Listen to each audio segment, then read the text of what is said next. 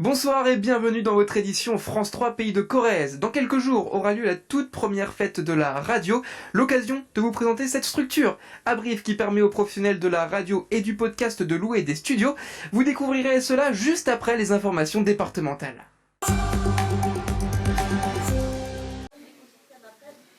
À partir du 31 mai prochain, la radio est en fête. Et ici, nous sommes au cœur de la podcast et radio house de Brive. Ici, les professionnels du secteur peuvent louer et profiter de ces locaux au flambant neuf. 200 mètres carrés consacrés au son, un studio, de nombreuses cabines d'enregistrement. Tout est fait pour les mettre dans les meilleures conditions.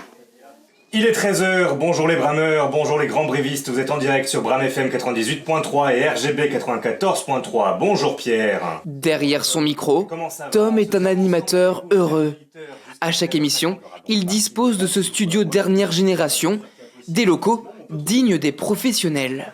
Dans des locaux professionnels pour une radio associative, je pense que c'est assez rare, peut-être même un privilège, donc on en profite et oui, on apprécie d'être ici.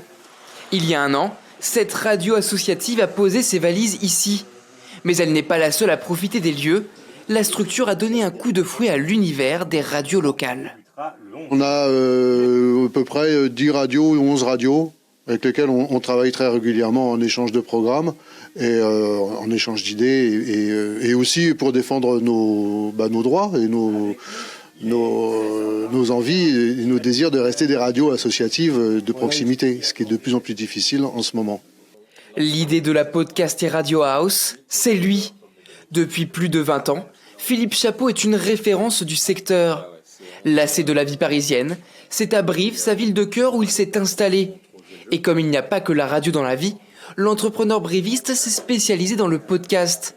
Pour lui, ces programmes audio accessibles sur Internet sont un média d'avenir. Les podcasts et Radio House, c'était aussi un challenge parce que il faut avoir une vision un peu du fait que l'industrie du podcast va perdurer. On peut être à Brive-la-Gaillarde et être assez tendance. Vous savez, il y a des hôtels maintenant qui font des studios de podcast simplement pour faire venir les influenceurs. Donc peut-être qu'on aura des influenceurs qui viendront à Brive-la-Gaillarde. Bonjour. Bonjour. En parlant d'avenir, chaque semaine, des ateliers sont organisés pour les jeunes. Par groupe de 4 ou 5, ils font ensemble un premier pas dans le monde du son. Donc je cours là-bas. Je dis désolé, je dois avoir quelques minutes de pause, je suis malade. Moi je trouve que c'est bien de se faire des nouveaux amis, que je trouve que c'est spécial. J'aime bien parler dans le micro. Bon, écrire j'aime bien, mais moins. Et j'ai découvert le montage il n'y a pas longtemps et je trouve ça super aussi. Cet après-midi, c'est fiction auditive. Leur création est en lice dans un concours pour la fête de la radio. Un exercice idéal pour stimuler l'imaginaire de ses futurs talents. C'était juste un petit bout de flûte de 3 secondes et il a étiré le son.